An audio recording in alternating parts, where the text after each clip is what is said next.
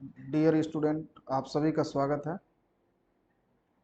आज हम water softening technique का दूसरा मेथड पढ़ेंगे। हमने काफ़ी लाइम सोडा के बारे में चर्चा कर लिया। हमने लाइम सोडा से रिलेटेड जो भी कैलकुलेशन थे, जो भी केमिकल रिएक्शन थे, आपको सारा बता दिया लगभग। एडवांटेज डिसएडवांटेज थ्योरी पार्ट है। जब ये वाटर यूनिट खत्म कर रहे होंगे तो जो भी थ्योरी पार्ट होंगे उसको आपको एक बार में हम समझा देंगे। आज हम विशेष करके फोकस करेंगे जो वाटर सॉफ्टनिंग टेक्निक में एक टेक्निक होती है, जियोलाइट टेक्निक, उसको समझेंगे और उसके बारे में पढ़ेंगे। ठीक ना? चलिए बिना देर किए हम आते हैं अपने टीचिंग सेक्शन में।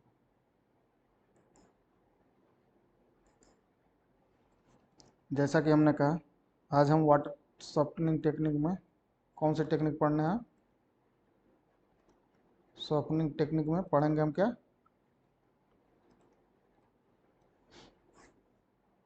Zeolite method. जियोलाइट का इस्तेमाल करके वाटर को कैसे सॉफ्ट किया जाता है, आज हम ये पढ़ने वाले हैं। चलिए, तो कुछ बेसिक चीज़ें जो हमें जियोलाइट के बारे में जाननी चाहिए उसको जान लें। जो जियोलाइट है ना, एक छननी की तरह होता है, मालिक्यूलर सीव की तरह से होता है। जैसे छननी, अब हम जब छननी वर्ड का यूज कर रहे हैं तो दिमाग में आपके चाय छानने वाली छन्नी आ जानी चाहिए। जैसे छन्नी, जैसे मान लीजिए एक पतीला है, ऐसे हम ले ले रहे हैं। ठीक ना? ठीक, चाय ऐसे चाय छन्नी वाले बना रहे हैं, देखिए। तो इसमें क्या होता है, ऐसे आप एक देखे होंगे, चाय छन्नी को ध्यान से देखिए। तो क्या होगा, उसमें बहुत सारे छोटे छोटे छोटे छोटे पोर्स होते हैं। ऐसे एक बड़ी सी चाय छन्नी बनी होती है, पोर होता है। अब अगर इसमें क्या करते हैं आप, कोई भी चीज़ इसमें उड़ेलते हैं जिसमें कुछ इम्प्योरिटी होती है। जैसे चाय आप ले लीजिए, मान लीजिए आपने चाय जो बनाया, अगर इसके थ्रू गुजारते हैं तो नीचे क्या आती है, लिक्विड पार्ट नीचे आ जाता है, तो जो चाय पत्ती होती है इसमें ट्रैप्ड हो जाती है। अच्छा, ये जो नीचे आने की प्रक्रिया है ना, इंग्लिश में इसे परकोलेशन बोलते हैं। परकोलेशन। छननी को इंग्लिश में क्या बोलते हैं? सीव। अब चाय तो छानेंगे नहीं जियोलाइट से, तो यह एक मालिक्यूल, कोई भी केमिकल कंपाउंड अगर आप यूज कर रहे हैं, ठीक ना, तो मालिक्यूल होगा उसमें। अगर मालिक्यूल है और उसको छानने का काम कर रहा है, तो इसलिए जियोलाइट को हम एक नाम देते हैं क्या? मॉलिक्यूलर सीव। मतलब एक मालिक्यूलर छन्नी है। पहली चीज, एक चीज जानिए इसका। दूसरा, इसको 60 फॉर्म में ऐसे रिप्रेजेंट किया जाता है, बताएंगे क्यों। Na2Z आपकी किताबों में रिप्रेजेंट हो, Z stand for zeolite. Sodium उसमें ट्रैप्ड है। ठीक ना? दूसरा चीज क्या है जी, किसके लिए यूज हो रहा है? कैल्शियम या मैग्नीशियम आयन को ट्रैप करने के लिए, कैल्शियम और मैग्नीशियम आयन को ट्रैप करने के लिए। अब सोचिए, पहले से ही सोडियम इसमें भरा हुआ, ऊपर से आपने डाला तो सोडियम बाहर निकलेगा कि नहीं निकलेगा, और कैल्शियम मैग्नीशियम उसमें आके ट्रैप हो जाएंगे। देखेंगे कैसे मैकेनिज्म, ठीक ना। लेकिन एक काम कैसे करता है, इसको समझने के लिए सबसे पहले हमें क्या समझना होगा, जियोलाइट क्या होता है। तो हम उस पर फोकस कर लें थोड़ा सा। ये तो बस बेसिक है। थोड़ा सा हमने बताया कि इसको सीप क्यों बोलते हैं, मालिक्यूलर सीप, क्योंकि ये छन्नी की तरह से काम करता है। छन्नी जो भी आपने देखा होगा घर में, उसके लिए। तो चलिए जान लेते हैं केमिकल स्ट्रक्चर ऑफ जियोलाइट।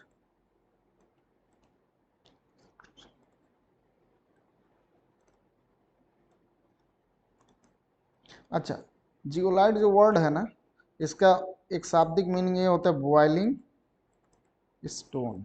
ये भी जानते रहिए, zeolite is commonly known as boiling stone. ये भी एक नाम है जियोलाइट का। दूसरा क्या है, जियोलाइट को एक और नाम देते हैं क्या? परम्यूटिट। टिट, इसका भी मतलब होता है बॉइलिंग स्टोन। ठीक ना? तो जो, तो कई लोग इसको, इसी मेथड को जियोलाइट मेथड बोलते हैं, कई लोग इसी को परम्यूटिट मेथड बोलते हैं। तो इसमें आप कंफ्यूज कतई मत होइएगा, किस लिए यूज हो रहा है, वाटर को सॉफ्ट करने के लिए हम। अच्छा, इसका साइंटिफिक नेम अगर पूछें, मतलब केमिकल नेम, तो क्या होता है? हाइड्रेटेड फॉर्म होता है किसका? हाइड्रेटेड एल्यूमिनो सिलिकेट होता है। हाइड्रेटेड एल्यूमिनो सिलिकेट, ठीक ना। केमिकल फार्मूला अगर इसका लिख लें, किस तरह से रिप्रेजेंट करते हैं इसको, तो लिखते हैं Na2O into Al2O3 into EXESiO2 into YH2O। तो देखिए न यह बदल रहा है न यह बदल रहा है, हालांकि बदलता है जब हम सिंथेसाइज करते हैं ना तो बदलता है। EX वायरी कर सकता है 2 to 10 और Y वायरी कर सकता है 2 to 6। बहुत सारे various type of composition available है, ठीक ना। जो नेचुरल जियोलाइट है, हम इसको सिंथेसाइज भी करते हैं, जो नेचुरल जियोलाइट है ना, उसमें जो यक्स का मान है वो क्या है 3 है, और Y का मान जो है वो 2 है। किसके लिए है, फॉर नेचुरल जियोलाइट।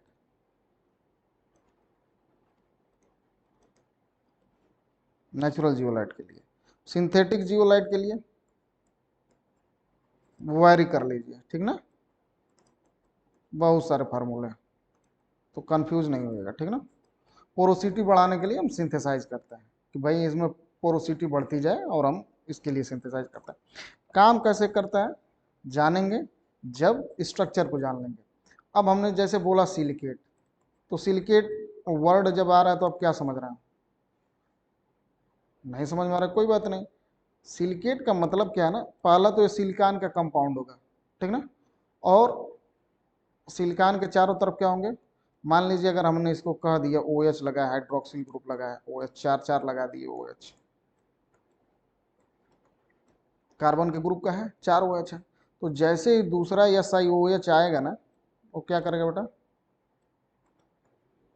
देखते रहिए अभी क्या कर रहे हैं।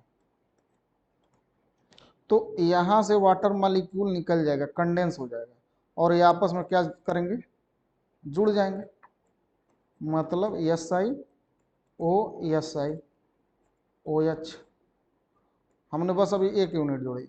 अब जरा खुद आप सोचिए, ऊपर भी OH है, नीचे भी OH है, हर जगह से जुड़ सकता है कि नहीं।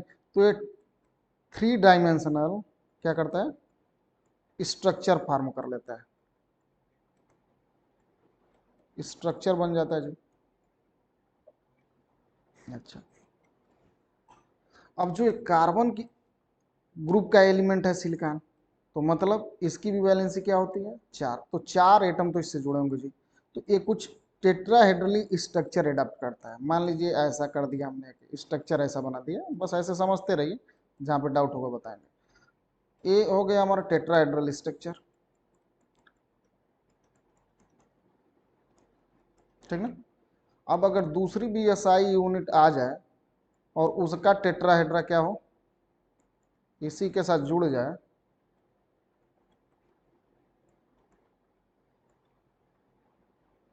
हम देखिए अभी कार्नर शेयरिंग कर रहा है, ठीक ना। 2 SI को जोड़ा हमने, एक और इसी में जोड़ लीजिए, मर्जी आपकी, जहां से इच्छा करें वहां से जोड़ सकते हैं, ठीक ना, मर्जी आपकी। चलिए यहीं से अगर जोड़ दें एक SI O O O O, तो देखिए तो हम करना क्या चाह रहे हैं, आप ऐसे समझिए।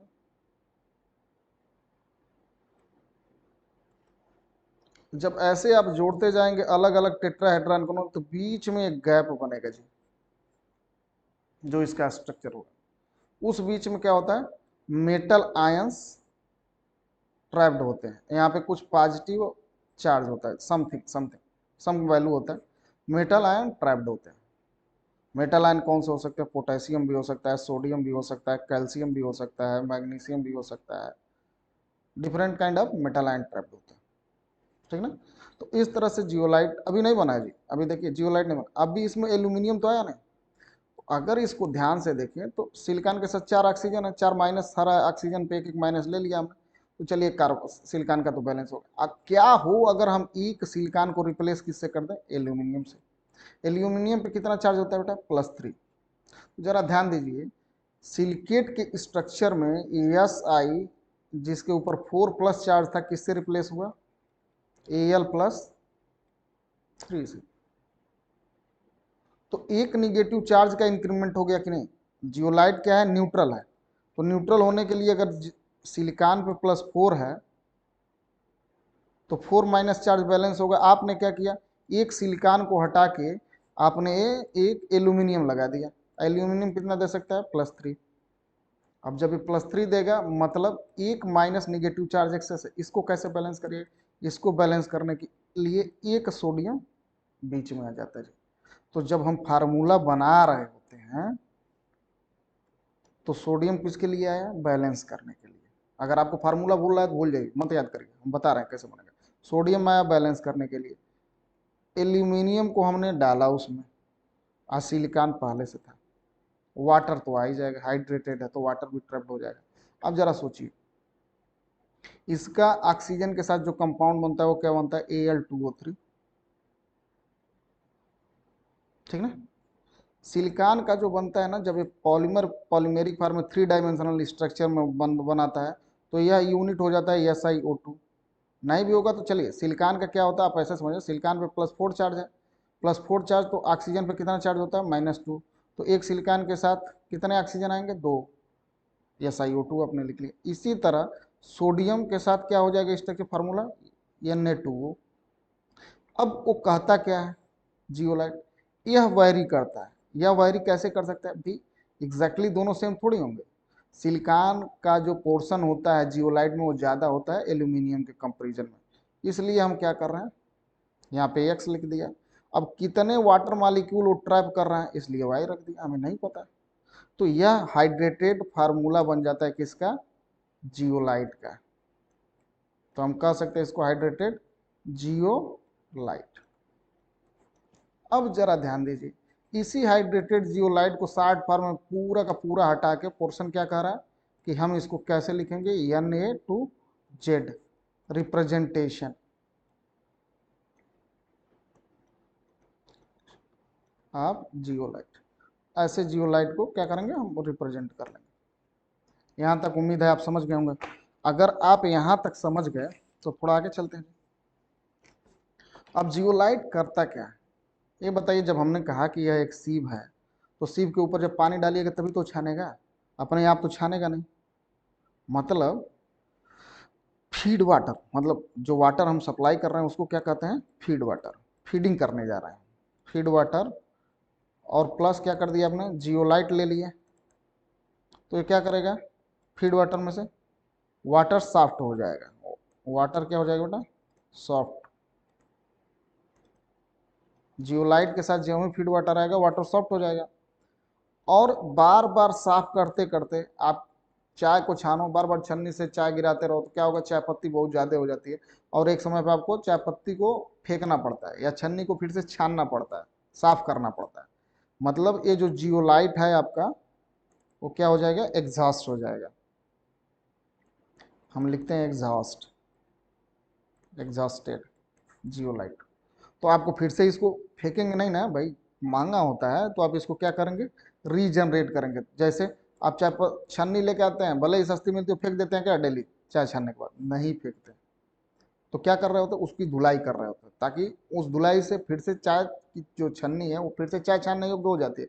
मतलब हम अगर जियोलाइट को धुल दें किसी से, रीजनरेशन करते हैं। रीजनरेशन किससे होता है, ब्राइन सोल्यूशन से, बताएंगे अभी सब ब्राइन सोल्यूशन। तो रीजनरेट हो गए, फिर इनको फीड वाटर से मिलाए, इस तरह से वाटर सॉफ्टनिंग चलता रहेगा, ठीक ना।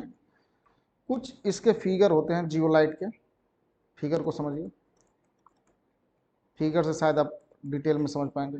फिगर बनाने के लिए हम क्या करते हैं ना, हमने ऐसे ले लिया जी, एक टैंक ऐसे ले लिया, टैंक, ये देखिए टैंक हम पूरा ले लिए, बढ़िया सा टैंक ले लिए, टैंक को स्टैंड पे लगा दिया जी। अब हमको क्या करना है, रा वाटर के लिए इनलेट बनाइए, रा वाटर डालिए अंदर से, बाहर से ऐसे आया, यहाँ से रा वाटर यहाँ से आना चालू हो जाएगा, ठीक। रा वाटर, अब आपको जियोलाइट का बेड चाहिए ना, तो जियोलाइट का बेड बना दीजिए यहाँ, चलिए जियोलाइट मटेरियल ऐसे फैला दीजिए, मतलब एक बेड बनाइए और इस पर क्या करिए, वाटर स्प्रिंकल होगा, क्या होगा, वाटर की स्प्रिंकलिंग होगी पूरे बेड पे। यह कौन सा है? फीड वाटर है। फीड वाटर कैसा है भाई? मतलब हार्ड वाटर। समझते रहिए, कुछ नहीं कर रहे हैं। देखिए एक टैंक बना, उस पर हम जियोलाइट के, ये क्या है हमारा? जियोलाइट बेड स्प्रिंकल कर रहे हैं। अब क्या होगा, यहाँ पे सारे ट्रैप कर जाएंगे जो हार्डनेस से। अच्छा, जियोलाइट बेड को सपोर्ट करने के लिए हमने क्या बना रखा है? ग्रेवल्स, जिसके ऊपर रखते हैं। चलिए ग्रेवल्स भी बना ही देते हैं जी। मतलब ऐसे ऐसे कुछ ग्रेवल्स बना लीजिए, पत्थर, पत्थर के छोटे छोटे टुकड़े ऐसे। देखिए फिगर जब भी आप सीखिए ना, तो एकदम स्टेप वाइज उसको पढ़िए समझिए, तो देखिए फिगर बनाने में कोई दिक्कत नहीं होगी। ऐसे हम ग्रेवल्स बना देते हैं, ठीक ना। क्यों बनाया भाई? सपोर्ट के लिए। इसी के ऊपर तो फैलाए हैं जियोलाइट को, समझ रहे हैं ना। ये क्या है? ग्रेवल्स। अब पानी छन के नीचे आएगा तो निकालने के लिए एक टोटी बना लीजिए यहाँ। Outcome soft water.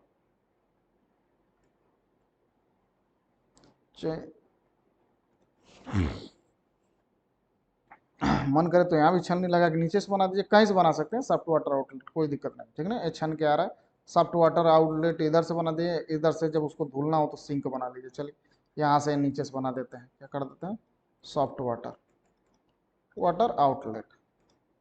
अच्छा अभी बताइए, कंटिन्यूअस से चल रहा है प्रोसेस, छन उसकी छनाई चल रही है पानी की, तो कुछ देर बाद तो जियोलाइट एग्जॉस्ट हो जाएगा ना, तो क्या करेंगे? रोक देंगे और उसको ब्राइन से धुलेंगे। तो बार बार बेड निकालेंगे? नहीं, निकालते नहीं है। हम एक किनारे दूसरा छोटा सा टैंक लिए होते हैं, इसमें क्या भरा होता है? Brine solution. क्या भरा होता है? ब्राइन सोल्यूशन, NaCl का सोल्यूशन होता है। आप देख लीजिएगा एक बार, ठीक ना। यहाँ से हम पास करते हैं ब्राइन सोल्यूशन को, कहाँ? इसके ऊपर। और जब हमें धुलाई करनी होती है तो यहाँ से ब्राइन सोल्यूशन को क्या करते हैं? स्प्रिंकल कर देते हैं जी, ठीक ना। तो उसकी धुलाई हो जाती है। ये है हमारा जियोलाइट का फिगर, बहुत सिंपल है, कुछ करना नहीं। हमने क्या किया, एक टैंक लिया, टैंक में ग्रेवल्स डाले कुछ, उसके ऊपर जियोलाइट का बेड डाला, नीचे खाली जगह है जहाँ पे वाटर, सॉफ्ट वाटर इकट्ठा होगा, ऊपर से पानी डाला, एकदम छन्नी की तरह देखिए क्षमता चला गया, सॉफ्ट वाटर निकाल लिया। एक समय के बाद जब इसमें गंदगी बढ़ जाएगी तो उसको सिंक से निकाल लेंगे। जियोलाइट जब कंप्लीट एग्जॉस्ट हो जाता है तो हम ब्राइन सोल्यूशन से उसकी धुलाई कर देते हैं, वो साफ होकर फिर से रीजनरेट हो जाता है और फिर हमारे काम में आने लगता है। तो अगर ऐसा है तो थोड़ा देखिए, तो रिएक्शन कैसे लिख सकते हैं? हमने पहला क्या सोचा था, जियोलाइट का रिप्रेजेंटेशन कैसे करेंगे? Na2Z। पानी में क्या प्रेजेंट है जी? कैल्शियम 2+ प्रेजेंट है या मैग्नीशियम 2+। कभी भी समझाइए तो रिएक्शन से जरूर समझाइए, नहीं तो लोग कंफ्यूज हो जाते हैं, ठीक ना, और नंबर कट जाता है। आप मत कंफ्यूज हो। जियोलाइट को रिप्रेजेंट किया किससे? Na2Z से। कैल्शियम और मैग्नीशियम की वजह से बेसिकली हम मान रहे हैं। तो क्या होगा, सोडियम हटेगा, कैल्शियम इसकी जगह पे आ जाएगा, तो फॉर्मेशन क्या होगा? CaZrMgZ, जियोलाइट बन जाएगा। बनेगा कि नहीं? ठीक ना। और पानी में क्या चला जाएगा? सोडियम, Na+2Na, फिर पानी में चला जाएगा। अब आप सोच रहे हो सर ने तो कोई केमिकल लिखा नहीं, चलिए केमिकल लिख ही देते हैं। मान लीजिए हमने लिया Na2Z और प्लस क्या कर दिया हमने? कैल्शियम का कंपाउंड ले लिया, कैल्शियम सल्फेट। तो क्या होगा जी? कैल्शियम तो ट्रैप्ड हो गया, CaZ बन गया, प्लस Na2SO4, ये कहाँ चला गया? वाटर में। और मैंने बताया ना, इसकी वजह से तो इम्प्योरिटी होती नहीं, और यह ट्रैप है, जियोलाइट के ऊपर बैठा हुआ है, ठीक ना। मतलब प्रेसिपिटेट कह लीजिए, प्रेसिपिटेट हालांकि इसको नहीं बोलते, कैल्शियम ट्रैप्ड हो गया, बस इतना जाने, ठीक ना। किसी के साथ रिएक्शन लिख सकते हैं, कोई दिक्कत नहीं। एक और रिएक्शन लिख दें, चलिए एक और रिएक्शन आपके लिए लिख देते हैं। CaCl2+Na2Z। क्या हो सकता है? CaZ, आंख बंद करके बनाइए ना भाई साहब, 2NaCl, नमकीन पानी मिल गया आपको, ये फिर से बैठ गया। इस तरह से रिएक्शन लिखते रहते हैं। अब होता क्या है, ये देखिए, यही है एग्जॉस्टेड जियोलाइट। अब ये छन्नी का यूज नहीं कर सकते आप, तो क्या है? जियोलाइट। ये क्या है? Zeolite unexhausted. तो अब इसको छानिएगा ना, जो ये छाने हैं इसको धुलिएगा कि नहीं धुलिएगा? मतलब वही जो धुलने की प्रक्रिया है वो क्या है बेटा? Regeneration of zeolite. तो यही रिएक्शन जो ऊपर लिखे हैं पलट दीजिए, रीजनरेशन ऑफ जियोलाइट। कैसे रीजनरेट करना है, यही जो एग्जॉस्टेड वाला था वही लिख लीजिए, CaZrEmgZ। रिएक्शन किससे करा रहे हैं, ब्राइन सोल्यूशन से, NaCl क्या बना देगा बेटा, Na2Z। अब सोडियम ने धक्का मारा और कैल्शियम पानी में चला गया, ठीक ना, CaCl2 EmgCl2। अब एक गंदगी वाला पानी है, इसको बाहर फेंक देते हैं और ये हमारा रीजनरेटेड जियोलाइट है या जियोलाइट है, इसका हम इस्तेमाल कर सकते हैं। समझ में आया? तो यह एक मेथड है सिंपली सा, सॉफ्टनिंग के काम आता है। अच्छा, अच्छी चीज़ ये बात है कि इससे जो वाटर सॉफ्ट होता है ना, उसमें 0 to 15 ppm के करीब ही हार्डनेस रह जाती है, मतलब बहुत कम हार्डनेस रहती है, लेकिन 0 to 15 ppm। वहीं लाइम और सोडा से करते हैं तो हार्डनेस थोड़ी ऊपर रहती है, 20 to 30 50 ppm तक हार्डनेस बची रहती है लाइम सोडा वाला, इसमें नहीं बचता जी, ठीक ना। सावधानी क्या बरतनी होती है कि अगर आपके पानी में आयरन हो, ठीक ना, 2+ में, और मैग्नीज हो 2+, डोंट यूज जियोलाइट। क्यों भाई, ऐसा क्या है, क्यों ना यूज करें, हम तो यूज करेंगे, ठीक ना। क्यों नहीं यूज करते हैं जान लीजिए, जैसे ही ये कंपाउंड आपका बनेगा ना, FeZrEmnZ, बहुत स्टेबल कंपाउंड होता है यार, बहुत ही स्टेबल होता है, स्टेबल कंपाउंड। बस सिंपल सा आंसर जानिए, स्टेबल कंपाउंड। अब स्टेबल कंपाउंड है तो रीजनरेट कर पाएंगे क्या, regeneration is not easy, is not possible. तो जब रीजनरेशन ही पॉसिबल नहीं है तो आपने क्या किया, जियोलाइट खराब कर दिया। तो ये ध्यान रखा जाता है, पहले ही वाटर को चेक कर लिया जाता है कहीं उसमें आयरन और मैग्नीज की तो अशुद्धियां नहीं है, अगर इनकी हैं तो आप जियोलाइट से ट्रीटमेंट नहीं करिए। बाकी जियोलाइट एकदम मस्त है, आप बढ़िया से करेगा काम, करते रहिए जी।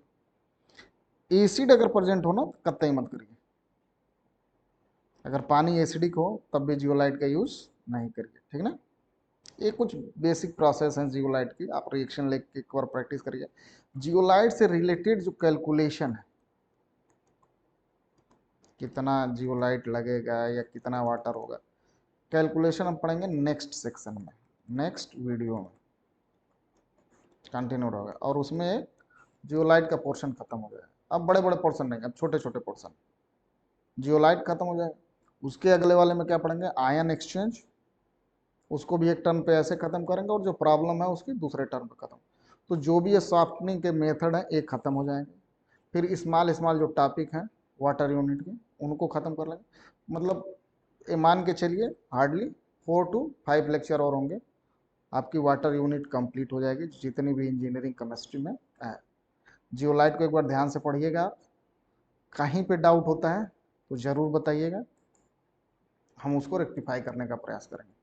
आज के लिए इतना ही, आपका बहुत बहुत धन्यवाद। प्लीज़ एक काम ज़रूर करें, जैसा मैं कह रहा हूँ, आप सब्सक्राइब नहीं कर रहे हो, प्लीज़ डू सब्सक्राइब, जिससे मोटिवेशन मिले, और डू कमेंट, कमेंट भी करिए क्या कि सर आप तेज पढ़ा रहे हो कि स्लो पढ़ा रहे हो, या कुछ और मॉडिफाई करना है, कुछ अलग से एक एग्जांपल लेना है, वीडियो आप बताइए हमें क्या करना है जिससे आप आसानी से समझ जाए। हम अपने जानने में प्रयास करते हैं, हो सकता हो वो आपको टफ लगता हो, तो जब तक आप कमेंट नहीं करेंगे तब तक हम नहीं बता पाएंगे, ठीक ना।